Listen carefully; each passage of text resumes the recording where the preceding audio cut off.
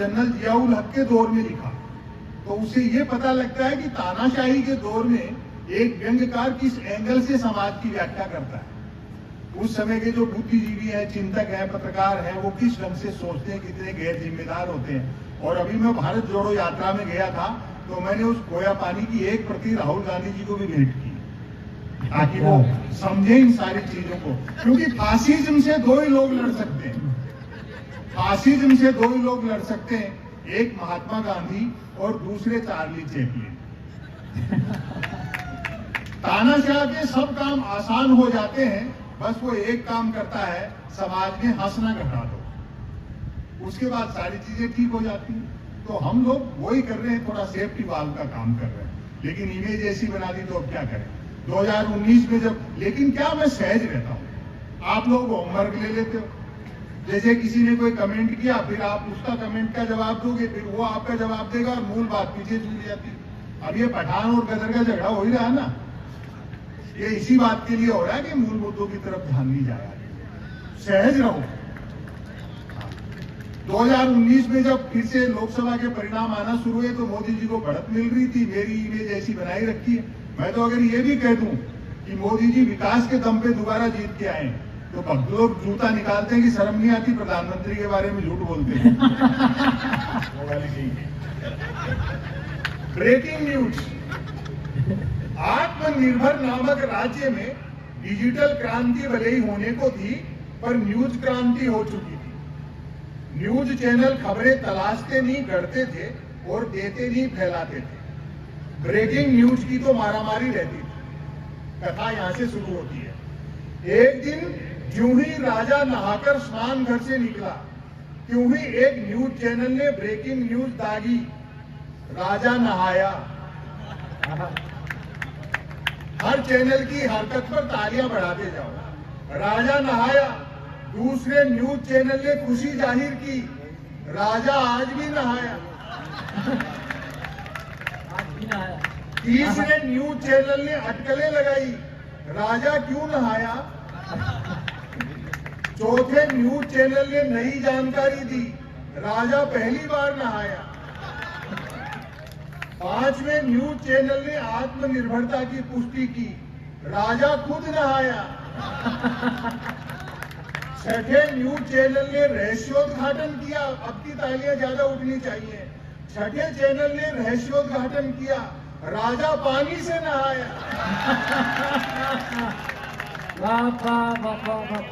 सातवें news channel ने breaking news में गर्मी भरी, राजा गर्म पानी से नहाया। आठवें न्यूज चैनल ने स्थिति और साफ की, राजा साफ पानी से नहाया।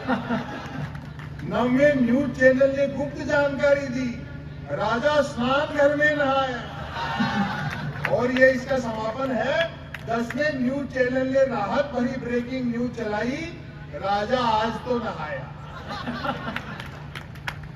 इस दौर में मीडिया का ये हाल हो, इसलिए मुझसे तो कौन प्रेम करते, प्रेम पत्र लिखवाते, और मैं जिसके प्रेम पत्र लिख देता था उसके दो नतीजे जरूर निकलते थे, या तो उसकी शादी हो जाती थी या फिर वो पिटता था। हालांकि बात एक ही,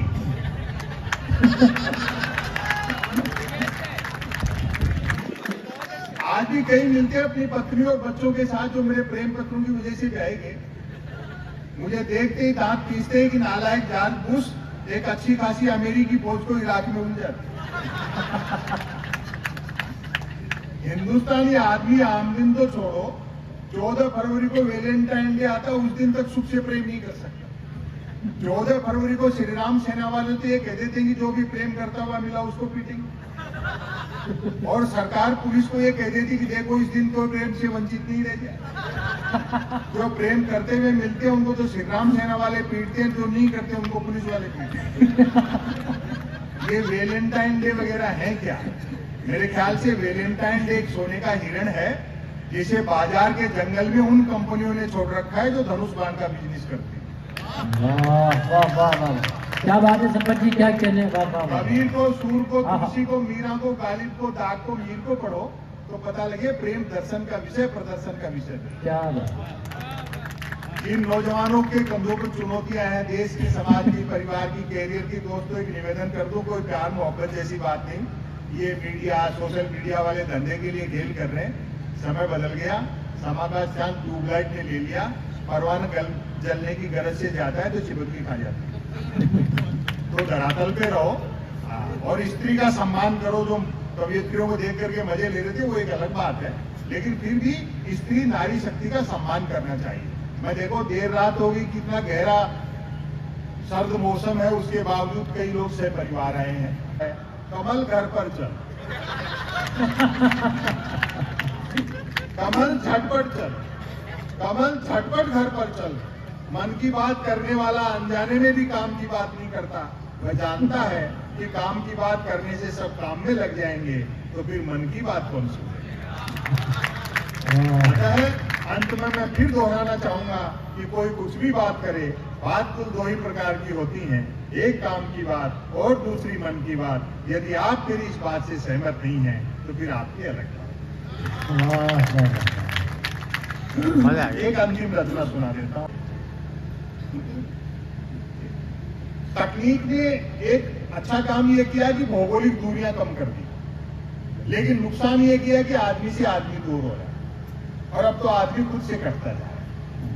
आदमी के पंजे में मोबाइल के आया, आदमी खुद मोबाइल के पंजे में चला गया। क्या क्या निदा फाजली साहब का एक शेर है, उसको अगर मैं थोड़ा तोड़ मरोड़ के कहूँ तो कहना चाहूंगा कि धूप में निकलो, घटाओं में नहाकर देखो, जिंदगी क्या है मोबाइल हटा कर देखो। इससे थोड़ा सा दूर रहो तो यथार्थ समझ में आएगा। यदि किसी ने कुछ एक अक्षरों तक की नेकी कर डाली हो तो उसको फेंकने के लिए ट्विटर से बेहतर जरिया नहीं है। जो कुछ भी नहीं कर सकता वो ट्वीट कर सकता है, और एक बार जो ट्वीट कर देता है फिर वो कुछ नहीं कर सकता। मैं तो सोशल मीडिया का लोहा उस दिन मान गया जब एक सज्जन ने YouTube पर मेरी एक रचना को साल में 100वीं बार सुना और नीचे गाली लिखी, लानत है संपत सरल को, नालायक ने साल भर से रचना तो छोड़ो कपड़े तक नहीं बने। पता नहीं इसको सोशल मीडिया क्यों कहते। हजारों किलोमीटर दूर बैठे आदमी से तो हम जुड़ना चाहते हैं, लेकिन बस ट्रेन फ्लाइट में सफर करते हैं तो कोशिश रहती है बराबर वाली सीट खाली रहे। तो हम कैसे मान लेंगे कि ये आदमी को जोड़ रहा है।